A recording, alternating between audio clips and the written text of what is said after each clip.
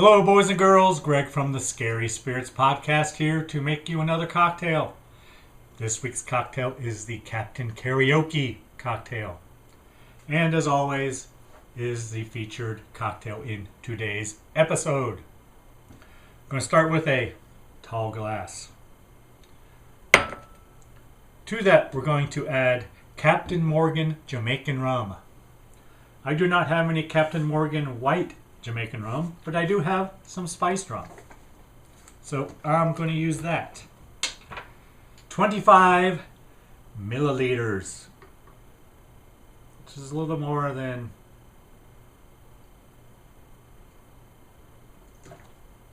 half an ounce. It's about 3/4 of an ounce.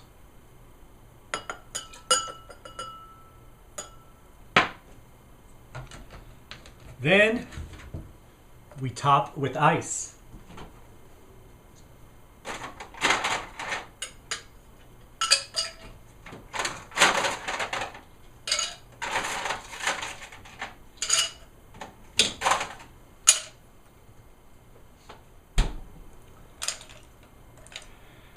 Next, pineapple juice, 75 milliliters.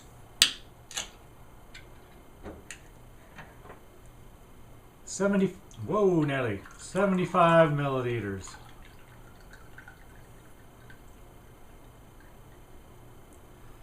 That is approximately 2½ ounces. Look at this mess.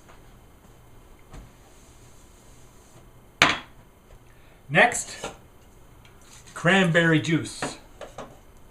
Another 75 milliliters.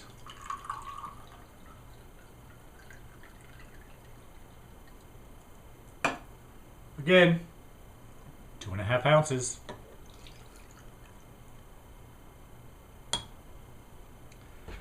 And then we stir or mix together. I'm stirring.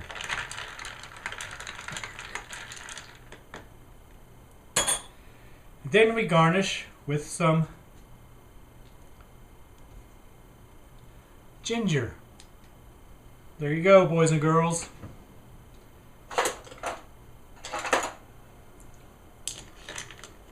Captain Karaoke.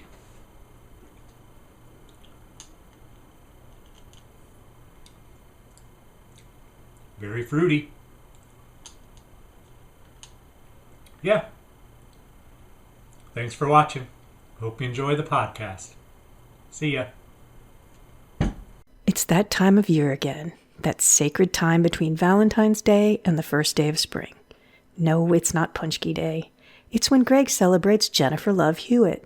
So this week on the Scary Spirits podcast, we watched Jennifer Love Hewitt escape death yet again in I Still Know What You Did Last Summer. Jumping on the success of the original, the sequel has a higher body count, but a lower opinion with the critics. My question is, after all the cash from the first movie, why can't Jennifer afford a shirt that actually fits her? Which doesn't seem to bother Greg one bit. Cheers. Welcome to the Scary Spirits podcast. Please be advised that the presenters may use adult language and or discuss adult situations. This podcast is not intended for younger listeners or those that may be easily offended. So, if you're ready, let's go.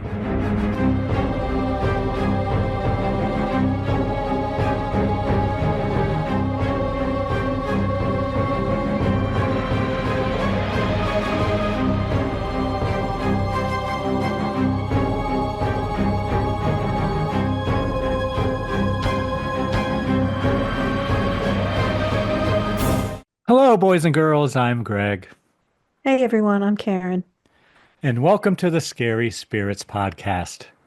The podcast that combines the two very different, yet highly compatible worlds of scary films and alcoholic spirits. What could possibly go wrong? Indeed. How are you, Karen? I'm doing great. How are you, Greg? I'm okay. Thank you for asking. Just okay? Yeah, just okay. Uh, I got that post Valentine's Day, let down. You know how it is, Karen. yeah, everybody goes way out of their way to make you feel special, and then all of a sudden, boom, you're just like everyone else. I get you. I get you. Yes. I believe this was my choice, was it? Was it not? It absolutely was. Well, the film I have chosen is I Still Know What You Did Last Summer from 1998. And we all know why, but tell us anyway. Well, as we all know, Jennifer Love Hewitt stars in this movie, the sequel to the original I Know What You Did Last Summer from 1997. And her birthday is February 21st, which, if you're listening to this on the day it goes live, is this coming Friday. You love yourself a little Jennifer Love Hewitt. Well, this sadly will probably be the last film we do of hers because there is a sequel to this, but she wasn't in it. Aw. Is she not in any other horror films? I don't know. Well, I have a year. Maybe I'll find one. Dig deep, Greg. Do you have a drink to go with it? I do, Karen. The drink I have chosen is called the Captain Karaoke Cocktail. Interesting. So if you drink a bunch of those, you're going to get up and sing. Have you ever sung karaoke? Karen, I thought you'd know me better than that. I'm just letting the audience learn about you, Hell Greg. no, Karen. No. Have you? Not in public. Hmm. Okay. I mean, I sometimes sing in the car and in the Yeah, you don't shower. bust a move in the car when a good song comes on. No, I've done it at parties, but not out where Oh, people I don't know are. And it's not pretty. I have okay. no talent at all in that area. Zero. I can't even pretend. But how would you make such a drink? That might make me get up there and do a good old karaoke Yeah, song. Captain Karaoke Cocktail. So we're going to need 25 milliliters of Captain Morgan Jamaican rum, which is about 3/4 of an ounce here in the good old US of A. Couple slices of fresh ginger, 75 milliliters of cranberry juice, which is about 2.5 ounces, and then 75 milliliters of pineapple juice. Again, 2.5 ounces. We're going to pour the Captain Morgan Jamaican rum into a tall glass, Karen. Then we're going to top with ice. Then we're going to add the cranberry and pineapple juice, mix together, and add the ginger to garnish. And serve chilled. It's got ice in it. Yeah, I know. Okay. That's what it says. Thought I Just was read, missing something there. just reading what Captain Morgan says. So neither one of us would have an answer to what's your go-to karaoke song? No, would not. And the rest of you can ponder what your karaoke song is while you go make this drink. Hold on.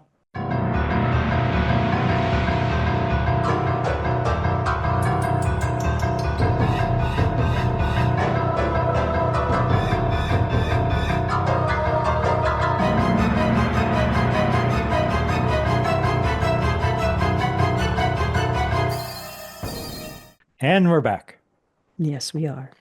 Karen, might you have a brief synopsis of this film for us from 1998? Did it take you back to 1998? I'd never seen it before, so I hadn't either, but still. sure. Right, took me right back, Greg, Okay. right back to that time in 1998 when I was in the Bahamas during a hurricane. Sure. Go on. Tell us all a story. A year after killing vengeful hit and run victim Ben Willis, who gutted her friends with an iron hook, college student Julie James is still shaken by the experience. When her roommate Carla wins a vacation for four to the Bahamas, she plans to bring along her boyfriend Tyrell, attractive Will, and Julie. At the resort, Julie starts receiving threatening notes and realizes Ben is still alive. Thank you, Karen. We are a match. All right, Karen, tell us everything you really enjoyed or were pleasantly surprised by in this film, starring Jennifer Love Hewitt. And by the way, she'll be 46 this Friday. That's it? That's Wow. it, Karen. Baby. She's a baby. Well, I think if gore is your thing, I think this upped it from the last movie, I'm guessing. Seemed like more bodies anyway. There's quite a few recognizable people in it. That's always kind of fun. There's interesting lighting. I like the blue filter versus the golden filter, where there's rain or darkness or anything. It's very, very blue. And then it contrasts greatly with the sun and yellowness and orangeness of, being outside or what on the beach. Set's nice. I thought that it was a believable hotel in the Bahamas. Maybe not the most modern one, but they say it's old and it looks old. So acting's fine. I think it's good for the genre it's in. There's nothing exceptional about the movie, but it's I think exactly what I expected it to be. So I don't know if that's something I like or dislike. I'd like to be wowed. Like I went in thinking it was going to be just this, but I was so overwhelmed with it that it was so much better, but it's not. It's kind of what you think it's going to be, which isn't necessarily a bad thing. Oh, that's all I have. What about you? Do you have other things or the same? The first thing I wrote is it looks good, which I think goes with what you're saying about the lighting. It looks good. It's a good looking film. Jennifer Love Hewitt is nice to look at as she's Pretty going about her girl. business. Yeah. I thought the acting was, I just wrote, it's just okay. Just okay. There is sequel potential, Karen. I'm surprised you did There not is. mention that. I'm There shocked. is. Shocked, as a matter of fact. That's pretty much it. The effects aren't horrible. No, they're not. Yeah, the blood's good. Oh, yeah, the blood's good. The effects are fine. It's Jack kind of the Black same thing shows up. over and over again, Yeah, but well, yeah. But Jack Black shows up, which I didn't know or expect, and he's apparently he's always, un he's uncredited as well. yeah, So but he's always the same character, but I still enjoy him. I think he's funny. true, he does add some comic relief. I'll give him that. Yeah, this is pretty early in his career, but he wasn't even credited in this. But that's kind of strange to me because he's in it a fair amount. I mean, not a lot, but you definitely recognize him as a character. Yeah, yeah, that's all I got, Karen. And I guess it is what you expect. I don't know. Anything you didn't like, Karen? Did not enjoy? Well, you kind of alluded to it a little bit. It's the same thing over and over. I mean, she's always looking in her room, approaching the room cautiously, looking in the room, in the closets. But sometimes she's fine, and other times she's completely freaked out. So it was hard to kind of tell. I mean, it almost seems like she should have just been in intense therapy and not in school. Like she's got dreams, and she's always, every bump in the night, she thinks is something horrible. And like, I don't know how she even functions, to be honest, because every time the raccoons would knock over her garbage cans, she'd flip the fuck out. Like it would just be impossible to live like that.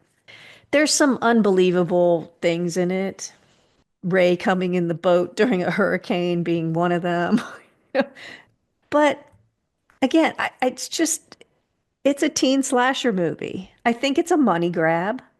The first one was obviously successful. So this one, again, does the same thing that the other one does, where there's a very bloody body with blood all over the place in the closet. She runs down. 10 minutes later, they come back. Everything's spotless.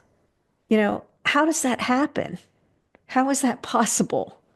You have to let go of logic, kind of like that. Like he can steer the boat through the hurricane and get there. They can clean up those kind of messes in record time to make her look insane and things like that. I also knew immediately, like immediately, I'll show you my notes, that who was helping the killer. Right away. Did If you, you watch Karen? if you watch enough of these movies, you know. So I don't know. I was just waiting for the reveal. They did a good job with it. The reveal, I thought. He did some really nice expressions that were creepy and things like that, but do you have anything you didn't like? I didn't care for the story much. It wasn't very believable. Tyrell is not likable at all. It got a little repetitive with bodies. I mean, they're just introducing characters to produce more bodies, it felt like. Yeah, a couple of them you're like, they weren't really in the story at all. Jack Black was in more than the maid or the boat hand. I don't know what you'd call that Yes. guy. I mean, some of them, bartender got a little more play, but And poor Dave. yeah, I mean, they didn't kill the dog. I will say it like that, but why did they even have that dog in there? There's just like dead ends like that. You see the roommate kickboxing like she's gonna kick some ass, never uses it. It's like pieces got chopped out that we didn't see. I don't even remember a dog. Where was the dog? There was a Doberman, Oh, yeah, there. That's right. There was. I remember now. which always makes me nervous because I think they're going to kill the dog. But you never saw the dog again. I don't know, No. just weird dead ends like that that you're not supposed to think about. It'd be hard to travel with Jennifer Love Hewitt's character or to live with her. She's constantly walking around in the dark with a knife. You know, I don't know. In a blouse that doesn't apparently No, fit that properly. doesn't fit in a child's blouse. Which, I wouldn't be that mad about. I mean, you do get the shower scenes, you get the bikini scenes. That's why they wanted to move it to the Bahamas, right? So that you could get those kind of things too. Add a little more sexiness, maybe.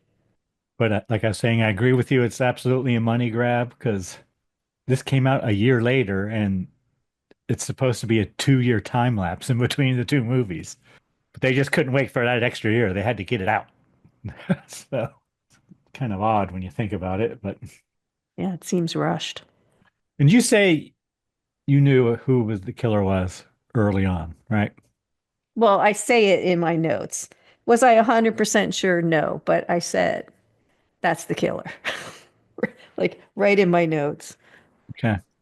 Because when you said that, I'm sitting here thinking, I'm like, what would have really been cool? Maybe if Carla and Will were in cahoots the whole time too. Yeah, it would have been more Because interesting. she's the one trying to push Will into the whole situation there. True. Maybe we're supposed to think that she could, well, no. Okay. Maybe. I just thought of it when you said that. Might have been more interesting, or it might have been a better ending. Would have been even more sequel potential True. because Carla's still out there. Spoilers, boys and girls. Anything else, Karen, you didn't like? No, I mean, it's very repetitive. It's like, here we go again. It is. But it's fine. I didn't hate it because it's exactly what I expected it to be. All right. What kind of cocktail rating do you want to give it? I don't think it's as good as the first one. I don't either. And I'm thinking we gave the first one a 3 because if we did, I would give this one a 4. Or we could give it a 3 because it's a 3.5. It's definitely not as good as the first one. We gave I Know What You Did Last Summer 3 cocktails. Almost exactly 1 year ago today, Karen. Funny how that works. Well, what do you think? Is it a 3.5 or is it a 4? Because if it's a 3.5, it gets a 3. I'll give it a 3. It's a 3, but it's not as good as the first one. Nope. I don't think it's even close to the first No, one. it's not. Actually, it's not. No, I'm giving it a 4. Let's give it a 4. Let's give it a 4. That means it took us 4 cocktails to get through it, boys and girls. All right, Karen. Before we get into it, scene by scene, would you like to hear a review from the time? Oh, I bet Roger's got one. Does he? He might, Karen. But before we get into that, I have to tell you this has a 4.8 out of 10 on IMDb, a 7% approval rating on Rotten Tomatoes. Wow.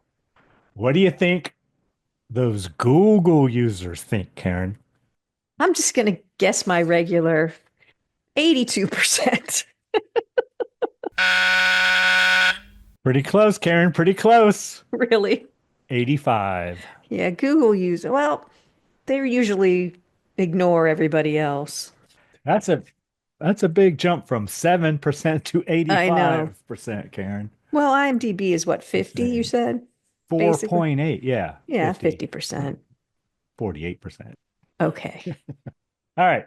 The review I have is from Roger Ebert, dated November 13th, 1998. Seems late. Well, I don't know when did this come out? Oh, no, we're doing her birthday. My It apologies. was I thought released it. November 13th, Okay. 1998. So, I was thinking you were doing it because it came out. I forgot about the yeah.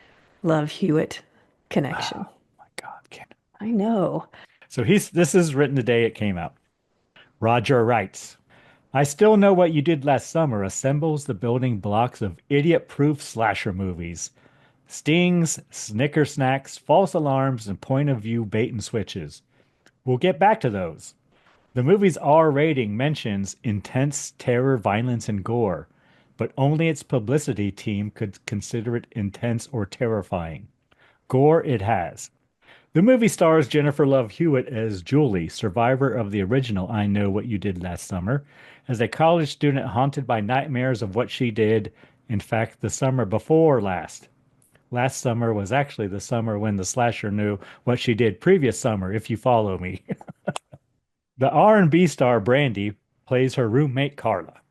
Together with their dates Will and Tyrell, they go to the Bahamas after winning a radio contest by incorrectly naming Rio de Janeiro as the capital of Brazil. It wouldn't have helped to know that the correct answer is Brasilia, since they could have answered Schaumburg and still won.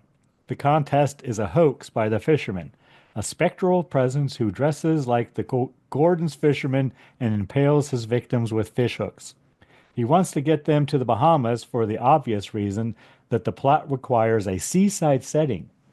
The fisherman would look oddly dressed anywhere else, and indeed, one wonders how many victims he would have to claim before an all points bulletin is put out for a guy in a slicker with a fishhook. Ominous signs have been portending even before they get to the Bahamas. After all those nightmares, Julie is so jumpy that the least little thing disturbs her. The silly girl gets scared when her roommate creaks open the door, enters in the dark, makes the sordid, stealthy, scary sounds, runs across the highway in the background, and hides in the closet while allowing the clothing to rustle alarmingly. Julie grabs a knife from the kitchen, and that's when we get the first snicker snack, which is the movie glossary term for the sound a blade makes in a movie whenever it is seen.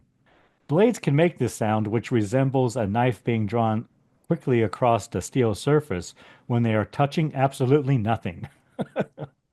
Anyway, Julie darn near stabs Carla to death when, hey, all Carla wanted was to borrow a dress. This is the first of many false alarms, which are setups that look like danger but turn out to have an innocent explanation. They are usually followed by moments of real violence in which we get a sting, which is the technical term for a loud, discordant, and frightening chord that plays when the victim is confronted by sudden violence. Now, you'd think that Carla, the roommate, would figure out that since Julie has been living for 2 years with terrifying nightmares, and since most of her friends and neighbors have been filleted by the fishermen, it would be unwise to sneak into her room in the dark, make suspicious noises, and hide in the closet. Roommates do not think like this in slasher movies. The other standby is the point of view bait and switch. That involves the manipulation of the camera to create a point of view which shows A, what the character sees, but we can't, B, what we see, but the character can't, or C, what neither of us can see, since the camera is stalking the unwitting victim. It is an unwritten rule of slasher movies that killers are invisible until they actually leap into frame. If we can't see them, neither can the hero, even though the killer occupies space that should be visible from the hero's point of view. Now that we've analyzed the tawdry tricks the movie uses to pound the audience like a play school workbench, is there anything else to be said about I Still Know What You Did Last Summer? Not really. It contains no characters of any interest, no dialogue worth hearing, no originality of conception, no ambition other than to pocket the dollars of anyone unlucky enough to go to a movie named I Still Know What You Did Last Summer. When a movie begins, I imagine an empty room in my mind that is about to be filled. This movie left the room furnished only with dust and a few dead flies. Wow. Harsh. That might be our harshest one he's ever done. Yeah, he didn't care for it. I didn't think it was that bad. He's right. Everything he said is Yeah, true. but it's a genre that, I mean, the He, bar's not that high for these I kind know, of and films. he's pretty much trashing teen slasher movies, period. All those things he I talks about. guess, yeah, This just happens to be the latest one that he has seen. I suppose. But I will say he keeps saying that he uses a fish hook. And when I think of a fish hook, Yeah. I think It's a of meat hook. It's not a yeah, fish hook. I'm thinking he's coming at him with those Little, little little, tiny hooks that you little tiny, use. Come here. little tiny treble hook. I don't know, the kind you fish for bluegill. That's the only one I know, or bass. Come here, little lady.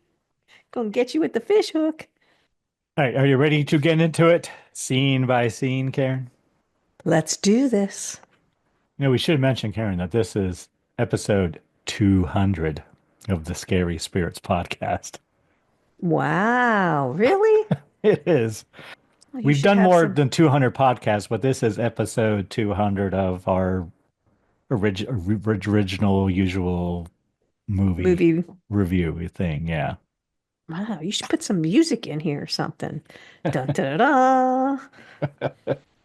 That's a lot of movies we've watched. I know, which is made me think of it when you said, when you watch enough of these movies, I'm like, oh, yeah, this is number 200.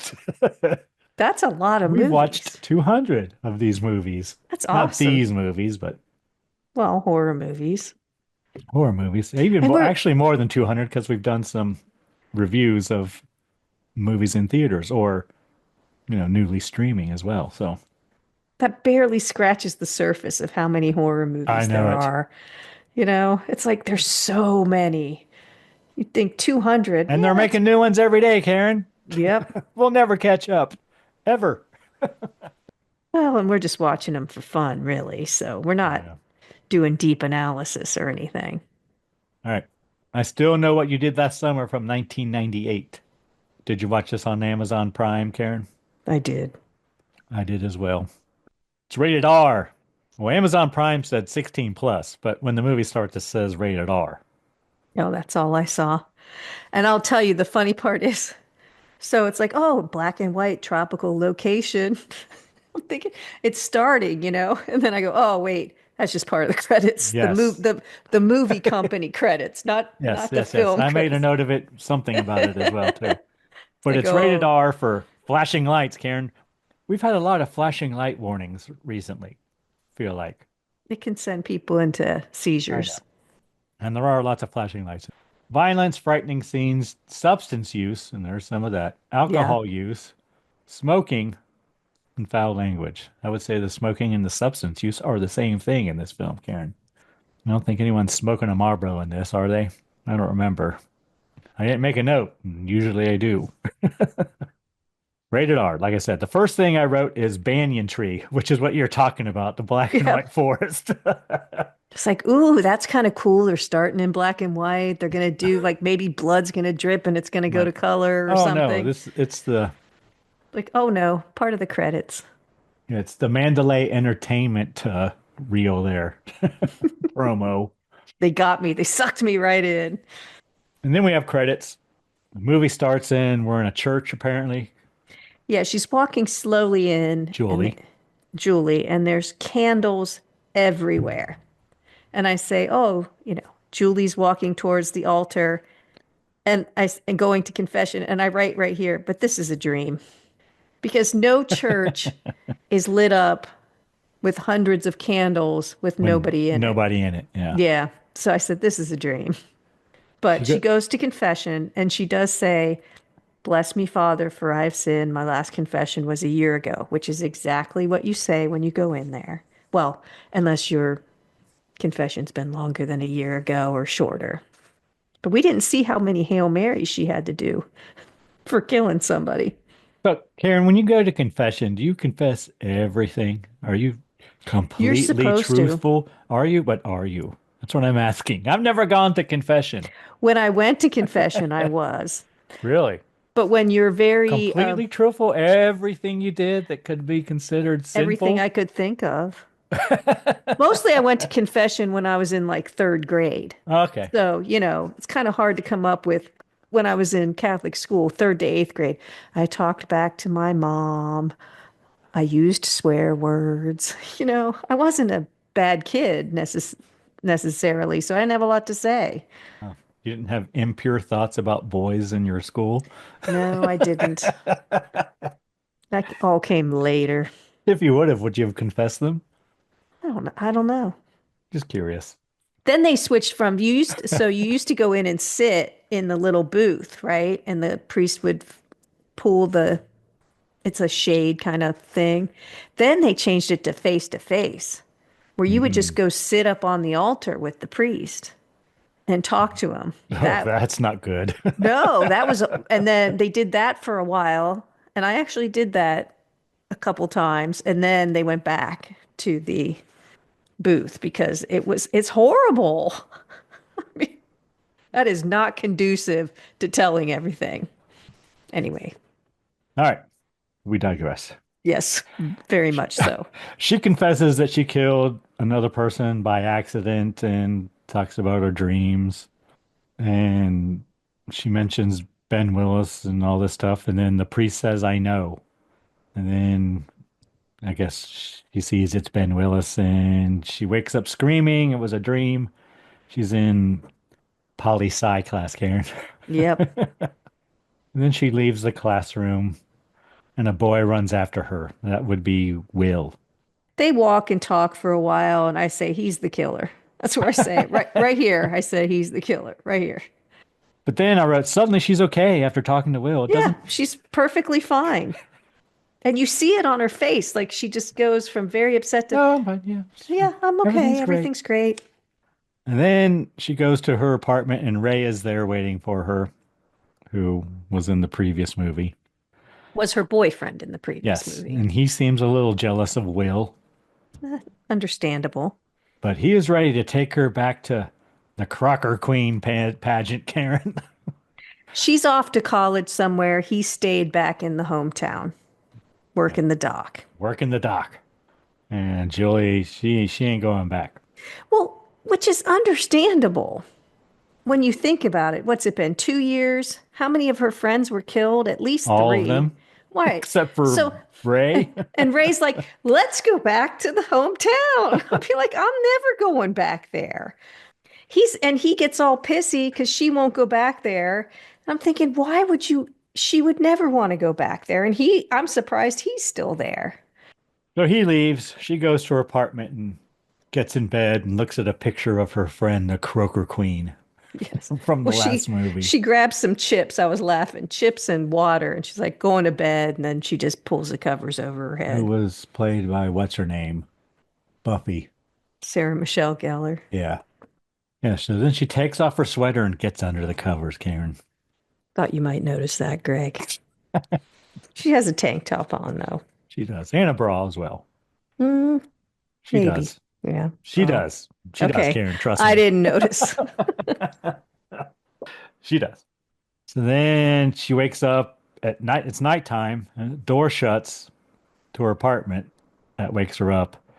We And should we say saw her when lock all yeah. the locks on the door. There were at earlier. least like 4 of them. 4 locks. She carries pepper spray. Like we're seeing that she's paranoid. She Well, goes to for turn good on. reason, but She goes to turn on the light on her nightstand there, and the light bulb blows. So she opens the drawer to her nightstand and pulls out a big old knife, Karen, that she keeps in there, as you do. Then she follows whoever was in the apartment to a closet, and then we see it's her roommate Carla, which is what? well, she does like a circle because Yeah, it comes back to her room. yeah, Carla's in her room. So she does like this circle around the apartment back to her own room. And Carla's in the closet. Well, we find out it's Carla. Someone's in the closet moving things around. But there's that slow, methodical, she's holding a knife, she's looking around. That's the first one of about 100 of those that we're going to see. Then Carla convinces Julie to go to the club that night because apparently Carla works there. Yeah, And we you need to just go dancing. and we see Carla and her boyfriend Tyrell. We meet him. And then Will arrives. Apparently Carla has invited him.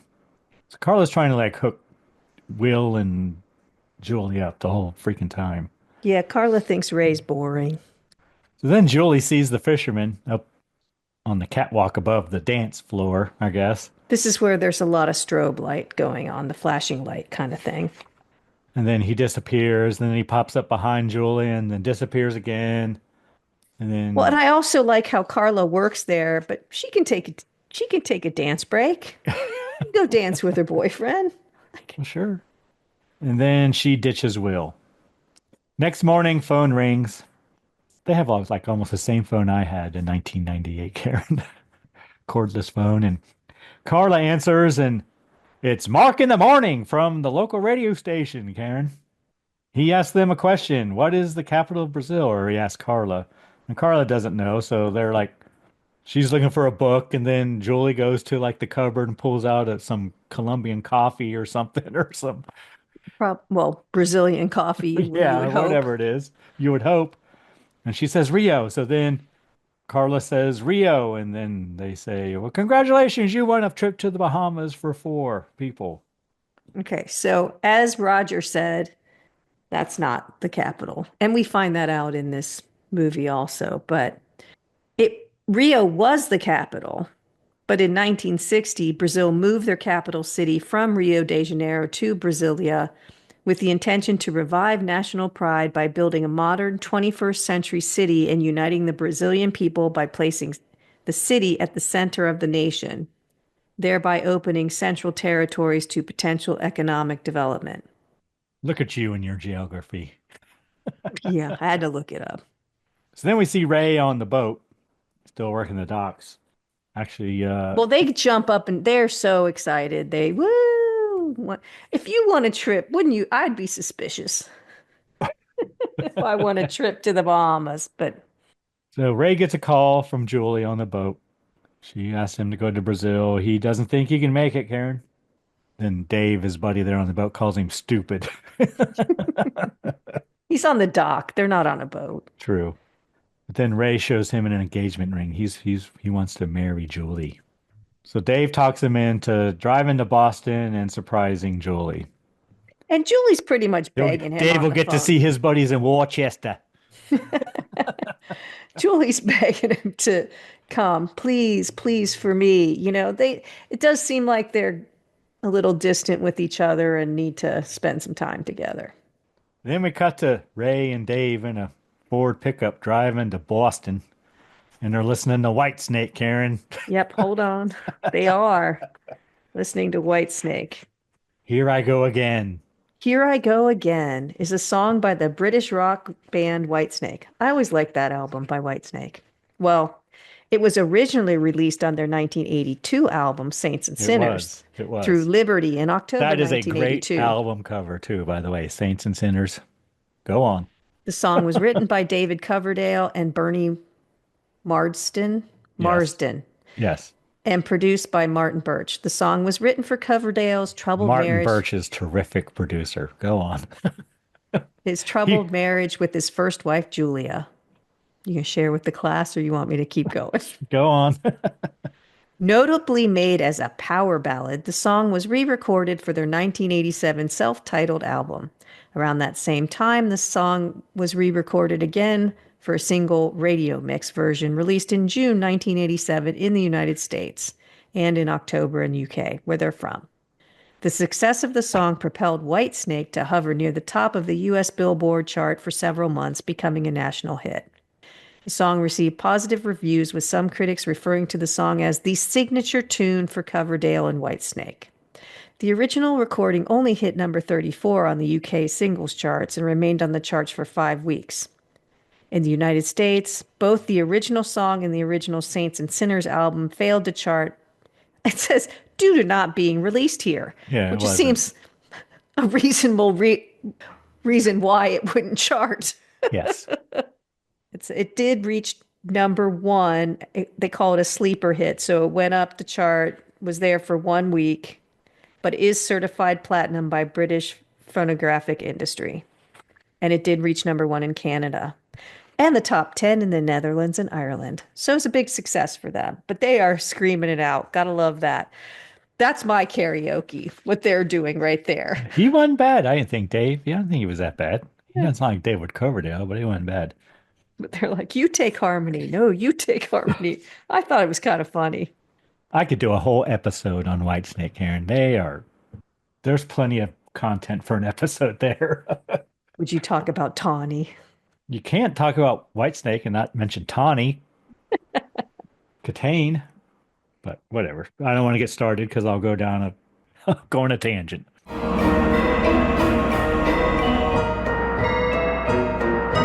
You've just listened to half of this week's episode. Are you loving it? If so, can you do us a big favor and leave a review wherever you listen? Reviews help us grow the podcast. We just want to say thanks so much for your support.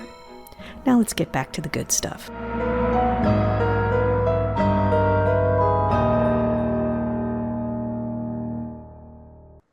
So they're driving along and they see a body in the middle of the road.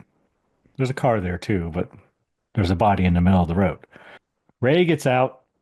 Dave's just like, no, let's just drive and find a phone. He's probably dead. But this is all feeling very familiar to Ray, I believe. Yes, Ray's got a little PTSD. So he goes to check the body and finds it's a mannequin. So he immediately turns around and yells to Dave, and then the fisherman kills Dave. He gone. Yeah, the hook goes right through Dave's mouth. So fisherman gets in the Ford pickup truck and chases Ray. And Ray jumps over the guardrail and rolls down a hill. Doesn't look good for Ray. He lands hard and it's not good. So then we cut to Julie and Carla sitting on the curb, waiting to go to the Bahamas. And I think they're thinking Ray may show up. Yeah, Julie keeps hoping Ray will show up. But up pulls Tyrell and Will in a Jeep. It's a Bronco. Huh? It's a Bronco. Is it a Bronco? Mm-hmm. I thought it was a Jeep. Could have been a Bronco. Probably is, since they were driving a Ford truck. Might as well drive a Ford Bronco, too. And then we cut to a plane, and this was the scariest part of the film, Karen. So this is what's funny and what I was thinking about. This is Greg in the movie because Will is not comfortable flying. And then in a few minutes, Tyrell is me on a boat crossing the water. But we'll start here. This is us traveling together. If we were going to the Bahamas, you would be freaking out on the plane because you don't like flying. Yeah, there's a little turbulence there, little turbulence, and Will's freaking out. And do you think he's faking, or do you think he's pretty convincing? Yeah. He knows a lot of shit too. He's Mr. Meteorology too. He's talking about lightning and well, she says you have a better chance of being struck by lightning, and he says, "Well, lightning strikes planes." Yeah. Which is exactly the way I would think. Then we cut to a boat. Well, wait. So Julie is saying, take deep breaths, take deep breaths. Think of something happy from your childhood. And he said, well, what if I don't have anything happy from my childhood? Which is a little foreshadowing there. So then they're on a boat, and we have a Titanic reference. Because I guess Julie or Carla are at the... One of them's being king of the world in the front. Yeah, king of the world. Then we cut to Tyrell puking. Yep, and there's me. So we've got... Now Greg would be fine. I would be making fun of him on the plane. But karma would get me, and he'd be making fun of me as I was puking my guts out on the boat. I do not do well on boats. Then they'll get to the island, and we meet his name is Titus. I guess he's the pool boy or something. But he asks them if they want any smoke, Karen. And before that, we meet someone named Derek, who's using a fake accent, we find out. But he says, if you need anything, I'm your guy. So I think he's kind of like just a help or something. And then we meet Titus, who just keeps asking him if they want weed. Then they get to the hotel and who is Jack Black? That's who plays Titus. Get to the hotel, they learn that it is the beginning of the off season. So we do see a lot of people's luggage coming out. It's crowded, but we see a lot of luggage going by in the background. Everyone's leaving because it's beginning of the stormy season, apparently. Everyone is leaving. I mean, it's a mass exodus. And we learn that they have the honeymoon suite. So at first no one's there, but then they keep banging on the bell and the front desk guy shows up. He's not very nice. And there's his dog is there, who's the Doberman. He says the hotel was built for one of the Rockefeller people. And then we meet Estes, who comes to get their bags. Two honeymoon suites, 201 and 202. And we find out immediately that Julie thought the girls were going to sleep together and the guys were going to sleep together, but that's not the plan. Nope. Then we cut to the hospital, Ray Hospital, and Ray is in there. He doesn't appear to be conscious, but the doctor and the police officer, I believe, are talking about what happened, and the cop doesn't believe the story. Yeah, I guess he was rambling on about, you know, hook in a hand, a BMW, his friends were killed. Then the nurse says, "Oh, someone's flatlining," and they run back to the room, and Ray is gone. He gone out the window. The window's open, and he's gone. Yeah, and they call a code blue. So I was curious what the colors in the hospital mean. Codes typically signify different emergency situations. Most people know what a code blue is, but I'm going to tell you. A code red is for fire. Code blue is for medical emergency like cardiac arrest. Code orange for a hazardous material spill. Code silver for an active shooter. Code pink for infant abduction. And code yellow for a missing person. It says specific meanings can vary slightly between hospitals. So, but I thought that was kind of interesting. Yeah, there's another one. I think the only reason I know is because the facility my mom was at, there was a sign on the wall or something. I remember one about, there was an elderly one too for there. It was like a code about a missing elderly or something like that. I don't know. Oh, well, that makes sense. But anyway, Oh, sometimes, well, that's the code silver on the highway.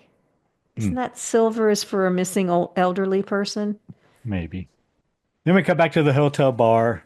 We meet the bartender there. And it's empty, like not a Nobody's soul. there. They're trying to decide what drinks to have, and she says what they want is a dark and stormy. Yes, that's pretty much their only choice. And I immediately thought I should have chosen that drink, but we already did that drink. Yeah, you did. Then Julie and Carla arrive, and they decide to do karaoke because that's what tourists do. And Julie sings. She sings "I Will Survive," I believe, by Gloria Gaynor. Karen, Yes. if memory serves. And then she's singing along, and then the words "I still know what you did last summer" pop up on the monitor. But she's not even looking at the monitor. She She's knows not. the words. And does. then the monitor, then it shows, I still know what you did last summer. So And then she freaks out. she ends up running out. She goes back to her room. She finds a note for her in her room, an envelope with her name on it. As she's opening it, slowly, the door opens behind her. She opens the note and it says surprise. And then she turns and she is startled by Will, who is there with flowers and champagne. She screams and he drops a vase or the glass, whatever the flowers were in, and it breaks. And he says that he likes her and he says he's going for a walk. Then we see Carla jumping on the bed, Karen. Well, we see Julie thinking she's hearing Carla and Tyrell having sex, but we jump to the room and Carla's just jumping on the bed because she thinks it's such an amazing big bed. Tyrell, it's kind of a running joke. He's very frustrated in this movie. Every time, it's like 2 steps forward, 3 steps back for him. Every time he gets close, someone pops up. Then I cut to a dock and it's Derek, right? Derek is trying to tie up the boat. I think. Does it matter? But No. yeah, I think it's Derek. But Titus comes up and scares him. So like Titus and Derek, they're like the They're what's they're left always- of the helping hands on the island Yes. when everybody leaves. So there's the because maid. the hotel says there's 5 staff there. Yeah. There's the maid, the front desk guy, the porter, Titus, and Derek. Oh, but then there's the bartender too. So there's really six. Did I Well, say her twice? I don't know. I don't know. You got Derek, Titus, who I guess is the pool boy, the maid, Estes, and the barmaid. I don't think Mr. There's the Brooks is porter. counting Oh, himself. the Estes. Oh, gotcha, gotcha. So it's Okay. him and five other Him people. and So five it's others. six. Gotcha. But Titus wants to take the boat to the mainland to a party because there's a party, but no. Derek says no, he has to tie it up. And as he's pulling the boat in, the rope wraps around his foot and he's tossed into the water. And then the fisherman kills him as he's pulling himself out. We cut to Ray at a payphone and he asks for an international operator, Karen. I hope he has enough coins. Then we cut to the phone ringing in the bar. Why is he calling the bar? I think it rings everywhere. All right. But no one answers. So then we see a housekeeper going room to room, knocking on the doors when there's nobody there. So I don't know why she's No. saying housekeeping, I know. Maybe housekeeping. it's just habit. Candygram. She goes in, pulls some sheets out, knocks on another door, and then she looks at her hand, finds her hands are bloody. She discovers the sheets she just were carrying were bloody. Then the fisherman comes out, kills her, and drags her into a room. And he does. It's not funny, but he hooked her and then he carried her into the room by the hook. Yes. It's kind of funny. Then we cut He's the strong car. because imagine how heavy that would be. But Yeah. sorry, proceed. Yeah, a couple 100 pounds. Then we cut to Carla and Tyrell in the hot tub, and Titus scares them again. He scares everybody. Or no, it's Will, right? No, it's No, Titus. it's Titus. Titus scares him, and again offers him weed or something. Yeah, he's a white boy with dreads. Yeah. He's scary looking. But then Will joins them.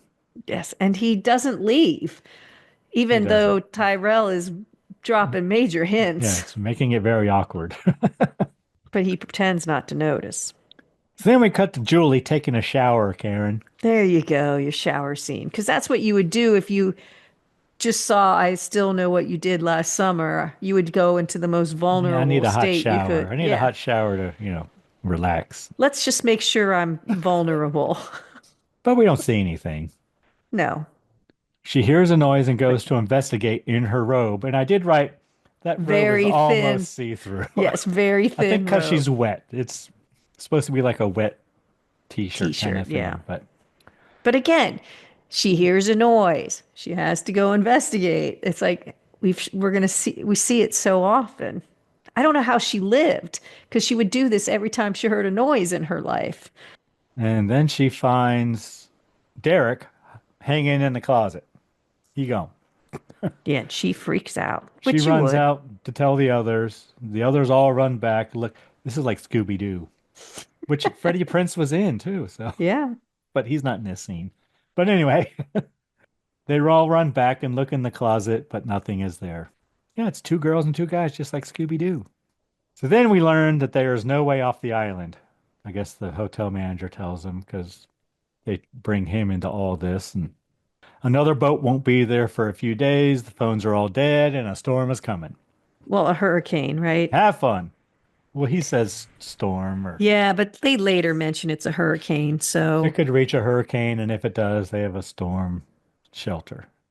But, they've been through, the Islanders have been through many hurricanes, so they're not all that worried about it. yeah, so I looked up the most devastating hurricane, or well, maybe the most powerful one that has ever hit the Bahamas. And interestingly, it was in 2019. It was Hurricane Dorian. Hit the Bahamas in September 2019, is considered the worst natural disaster in the country's history. It was a Category 5 hurricane with sustained winds of 185 miles per hour, which just makes it even funnier when Ray's in that little boat zooming across. I don't know. Anyway, go ahead. So then we cut to Estes in his room, and apparently he's a voodoo guy. Yeah, but I said the staff has terrible accommodations. It looks like a horrible room. And he has Julie's toothbrush, which we learned earlier. Julie says out loud, "Where's my toothbrush?" to no one in Yes. particular, to herself.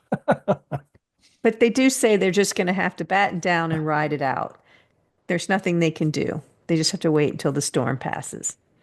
Then we cut to Titus with his plants, His babies. and he pulls out a bong, Karen. I called it a water pipe in my notes, but it's a bong. Then the fisherman enters and kills him with some pruning shears. First, he pins his hand to the table with his meat hook, and it's not bad. I mean, No, it's not. it's not great, but it's not terrible. 'Cause, but and it's bleeding, and then Jack Black being Jack Black, he's like, it's all good. We see him there's like selection. There's an axe. Because his room is in the shed, the tool Yeah, shed or something. apparently. So there's lots of gardening tools in there. Or there's even an axe and a pickaxe or something. But Yes. Ben chooses the gardening shears, and that's the end of Titus. Yes. And we've seen those before in something. Can't remember what. Somebody used it as their weapon of choice Yeah, in the whole movie, not just one kill. that's true. Oh, it was the It's a Santa Santa one. one. All through the house. So then we see Ray and he's pawning the engagement ring and he ends up pawning it for a 38 revolver, it looked like to me, Karen. He's looking bad. Every time we see him, he's looking worse because he left the hospital and he was in bad shape to begin with. So at least they're not showing him like running through, you know, places or whatever. He's limping more. He's more tired. We do see him taking pain medication. At least they're showing he left the hospital. He's in bad shape. But he's not in it very much. That's one thing maybe I No. was disappointed in. I would have liked more Ray. Yeah, I like Ray. But then we cut to back to the hotel and everyone is in bed together, Karen. But they don't seem to be enjoying it. No, but it's a big bed. It is a big bed. And Julie checks the phone and it's still dead. And I wrote Tyrell being a jerk. And Tyrell and Will leave and Will talks about meteorology, I wrote. It's talking about hurricanes, I think. And the greenhouse effect and all that stuff. So they split up and the boys are walking out in the rain and the girls go to the gym.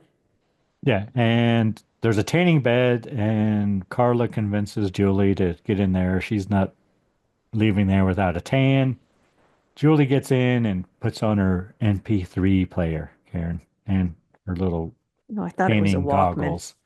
I Okay. think 98 was a little late for a Walkman. This But is where we see Carla doing her kickboxing on one of those heavy bags. bag. Heavy bag. I think Julie calls the tanning bed cancer in a can or something Yep. like that.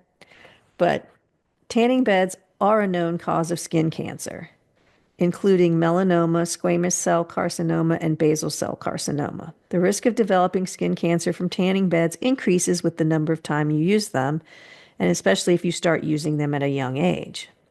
A single tanning bed session can increase the risk of melanoma by 20%. Using a tanning bed 10 or more times increases the risk of melanoma by 34%.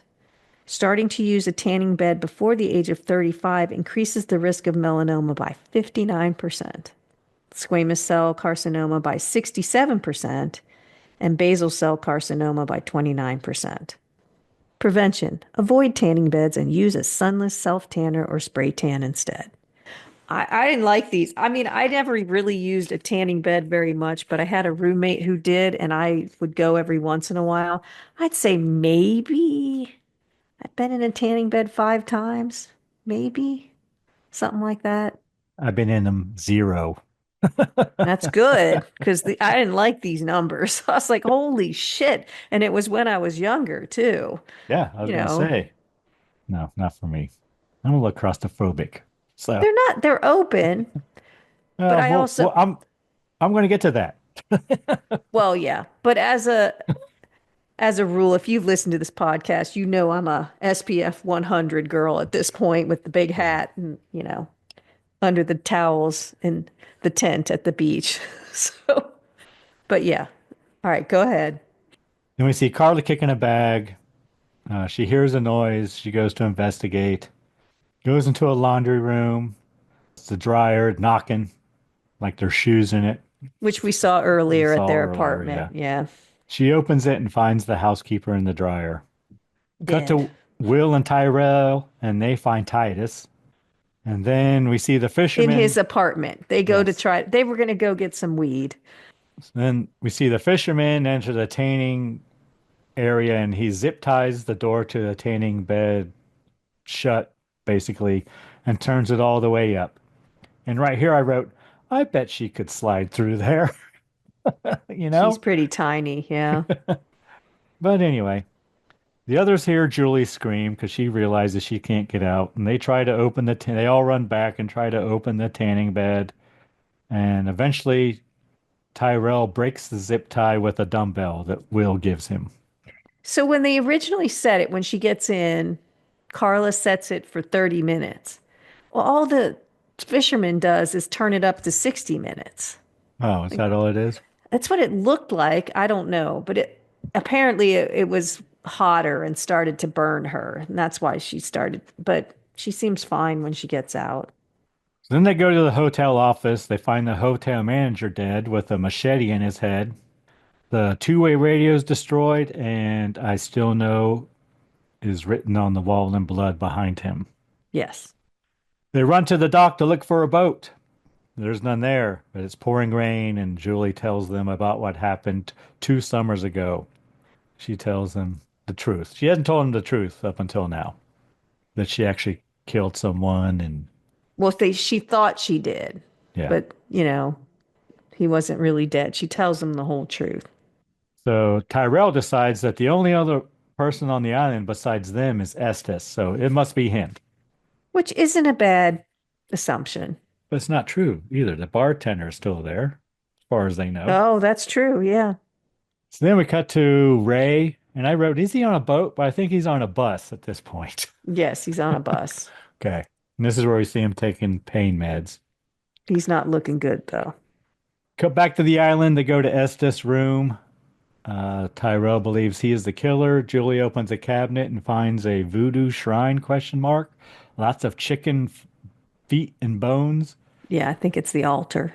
And they find Carla's hair tie, which she was looking for earlier, and Julie's toothbrush. Yeah, so he's only trying to protect the girls, we find out in a little bit, not the boys. They don't have anything of the boys. Tyrell and Will search the kitchen for weapons. And right here I wrote, Julie's blouse apparently is too small to button all the way up. Yes. One small button over her breasts and the rest of it. I said, She's wearing her bikini underneath it. yes, still. she does a lot of wandering around, looking in places. Oh, her shirt's too small. And then Julie finds a globe and realizes that the capital of Brazil is not Rio. Right. Estes startles them from behind and tells them that it's Brasilia and tells them that he stole their items to protect them. He tells them that Ben Willis used to work at the hotel, and he offers to show them where he last saw him, like on some Piece of the property. piece of land The somewhere. orchard, I think he Yeah, says. orchard. The boys say Estes is the killer, but Julie says he could have killed me right here and he didn't. So she believes that he's a good guy. Then we cut to Ray demanding a boat to get to the island via gunpoint. And the guy's watching a horror film. Yes, Yeah. didn't notice. The guy that's in the little dock house. Mm-hmm. He's watching the 1957 Curse of the Demon, Hmm. which was an hour and 36 minutes long, which is way long for a 1957 horror movie, I think. Yeah. You want to know what the storyline is? Well, I don't know. We may do it. We might, because after I looked at this, I was like, Dr. John Holden ventures to London to attend a paranormal psychology symposium with the intention to expose devil cult leader Julian Carswell. Holden is a skeptic and does not believe in Carswell's power. Nonetheless, he accepts an invitation to stay at Carswell's estate, along with Joanna Harrington, niece of Holden's confidant who was electrocuted in a bizarre automobile accident. Carswell secretly slips a parchment into Holden's papers that might possibly be a death curse. Recurring strange events finally strike fear into Holden, who believes that his only hope is to pass the parchment paper back to Carswell to break the demonic curse. Dun dun dun. Sounds pretty good. But yeah, Ray basically steals the boat. So then back at the hotel, Estes tells the others about a murder that happened in the honeymoon suite years ago. They end up at a cemetery, and I wrote it's the Well, it Willis was the wife of family Ben. plot. It was Ben's wife that was murdered in a Oh, room. okay. And he said they finally found the body, or pieces of it anyway. And they end up at the Willis family plot, and one of the tombstones has spray painted on it, Julie James, which is Julie. With the hole already dug. Yes. So then Will goes to look for, they get separated, I guess. S just leaves, I think. Yeah, he leaves, and Will says, "Hey, where did Estes go?" So he goes to look for him, and they decide to meet back at the hotel later. So back at the hotel, we see Tyrell, Julie, and Carla gathering knives in the kitchen. Will finds Estes getting ready to leave on a boat, and In Estes a hits hurricane, him. and he's in like a rowboat. Yeah, and Estes hits Will with the boat oar. Because he knows who he is, I think. But we don't know that. But So then the others back at the hotel, they find the bartender hiding in the kitchen. because Tyrell is hungry, Yes. they go to the pantry. Cut back. We see Ray on a boat now, heading towards the island in a storm. And he's calling for help too, assistance, Yes. but no one answers. So then the fisherman kills Tyrell in the kitchen in front of the others because he's talking about, I don't believe there is any fishermen. And just then, boom, he gone. Yeah. Through the neck or whatever. Yeah. The girls run out. And of course, they run upstairs, Karen, as you do. Yes, my favorite thing. Run to the highest point up. Yeah, I thought The of you attic. when this happened. Fisherman follows, and they run all the way up to the attic. They even climb a ladder to get up there, and they latch the door. Which looks thin. And I'm like, he's going to break through that in a skinny second with that meat hook. And he does. So then Carla falls through the floor. Her foot gets stuck. Fisherman breaks in. He's coming towards her, and she eventually breaks free, but she and the fisherman fall through a skylight, apparently right into Julie's room. I think it's a two-way mirror or a Mirror? one-way. What do you call Oh, it? could be a two-way mirror. Because she said, It that's is, my it is, bedroom. it is the honeymoon suite, Karen. Yes. But she's like, that's my bedroom. And you can see in, but I don't think she could see out. She couldn't see that people were up there. So Yeah. yeah. And she runs away as the fisherman follows her. And somehow she ends up on the roof of another part of the hotel. She's doing some parkour. She's very agile, Carla. She's jumping over things, moving like she's agile, and she ends up on the top of a greenhouse somehow. And I wrote she falls through another skylight. It's the greenhouse. She just falls through Okay. the glass. So Julie and the bartender chase after her. They find Carla, but the door between them is chained and locked with a padlock. Bartender tries her keys, starts going through her keys to try to open the padlock. All the while, the fisherman is approaching from behind, It's a cool shot, I approaching thought. Carla from behind on the other Yeah, side of the door. in the greenhouse. Yeah. Julie takes an axe to. First, she tries to break the chain, but that ain't happening. So she just busts the window out of the door and pulls Carla through. Carla steps through with her leg first and then comes through. I'm like, that girl is limber. Then the girls run to the storm shelter. They get down there and they discover all the bodies are there. Then Will enters. He tells them that Estes attacked him and he's all bloody. And he leads them back to the hotel. He says they'll be safe in there. Will appears to be bleeding. So Carla and the bartender go to find a first aid kit. Julie checks Will's for injuries and she doesn't find any. And then Will says that the blood is not his. Will reveals that he is the one who called and pretended to be from the radio station. And then he takes Julie outside. So this is where his face changes. I thought he did a good job here He with did. his expressions. It's very Norman Bates. Yes, it's he does a good job. So Carla and the bartender find Estes. He has been harpooned through the gut. Well, he came in. Yeah, he's trying to help him. The fisherman arrives. Estes falls on top of the bartender, and then the fisherman pushes the harpoon through the bartender. through Estes, who's on top of the bartender, through the bartender. Yeah. Yes. So she's on the floor. So she's basically pinned to the floor by the harpoon. Then we see Will dragging Julie through the woods. She grabs a knife she had with her and slices his arm. She kind of breaks free and then he punches her. Will reveals that he is the fisherman's son. Fisherman arrives and is going Well, to he kill says Julie. he's his last name is Benson, Yeah. Ben's son. Huh. So that's a Batman moment. Yeah. Fisherman arrives and is going to kill Julie. Ray shows up and pulls the gun on the fisherman. And the fisherman taunts him, "You don't have it in you." Ray does pull the trigger, but the gun does not fire. Yeah, so it's an empty chamber, I guess. Yes. Then I guess Will knocks it out of his hand. They fight. The fisherman just stands there. He could have killed Julie then, but no, Yeah. he watches the two boys fight. Fight. And Julie bites the Fight, fisherman's hand. fight, fight. Julie bites the fisherman's hand and gets away. And then I wrote, Will beats Ray pretty good.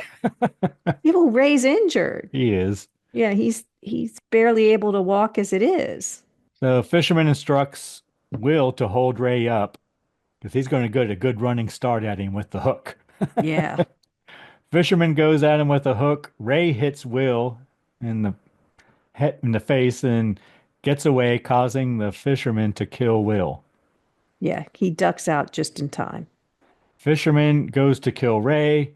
Julie empties the revolver into the fisherman. He falls into the empty grave that was meant for Julie. Yeah, and she shoots 8 bullets come out of that gun. Was it 8? I meant to count and didn't. It's 8. That's and he already fired 1 and it was empty. So there should only be 5, right? Yes. Yeah.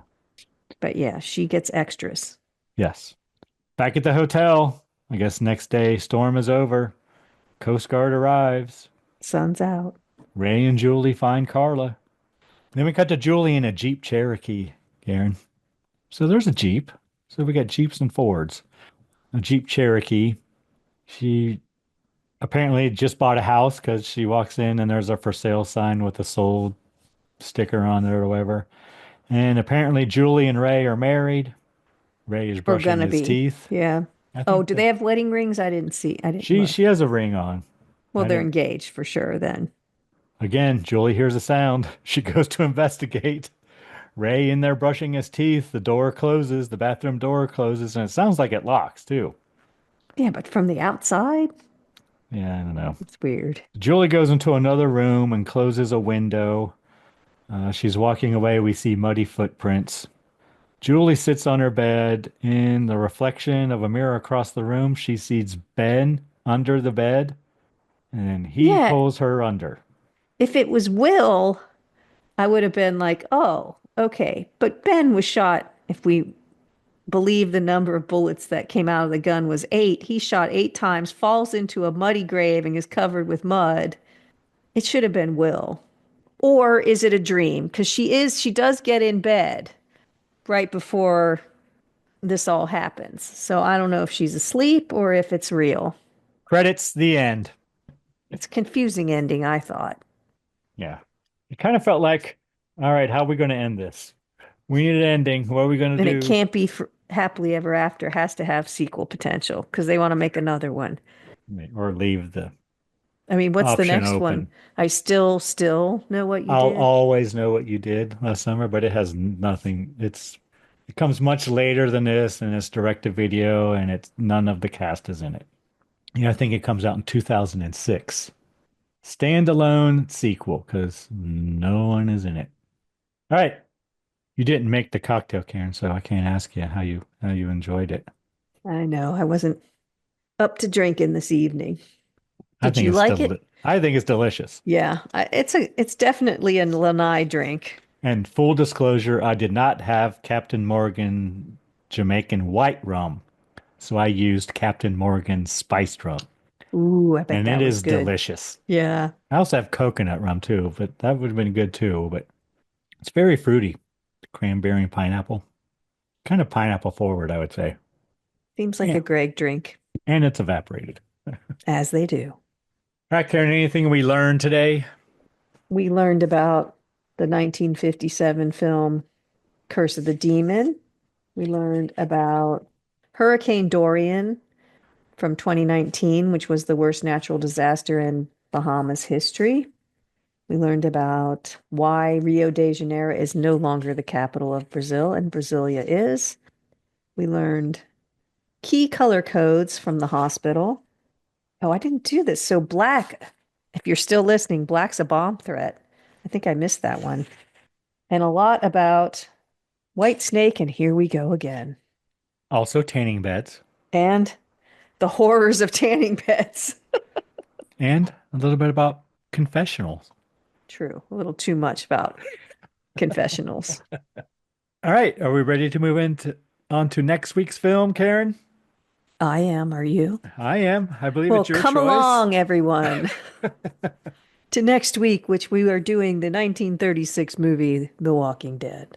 Any reason you chose that film? I assume it has nothing to do with the comic and TV series of the same name. No, I think its debut was this week if you're listening to this in real time. Is it 2 days from now? 3 days. 3 days. No.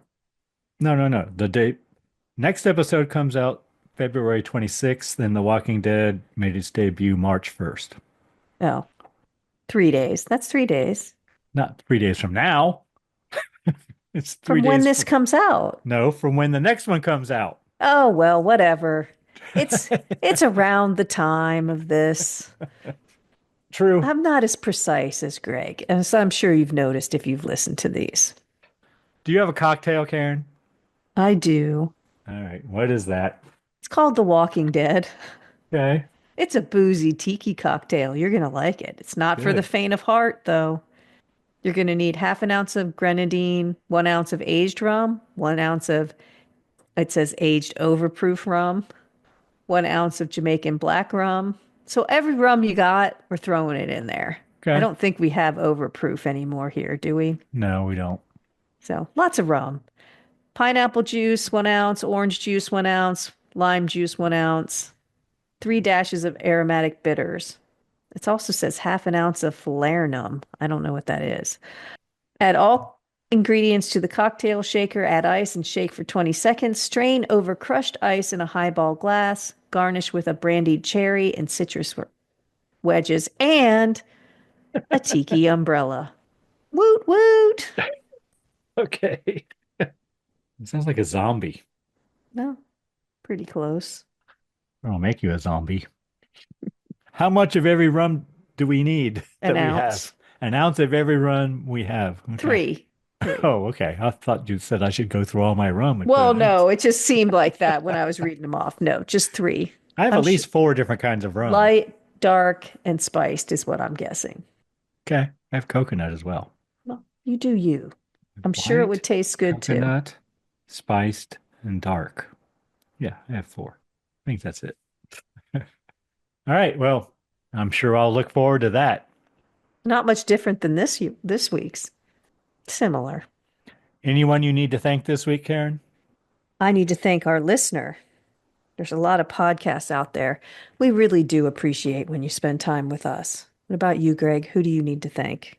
I'm going to thank the band Verse 13 for providing all of the music in the Scary Spirits podcast. The music definitely makes the podcast better. Anything else, Karen? Please, drink responsibly. Yes. Thanks so much for listening. Want to keep in touch? Check out our website, scaryspirits.com.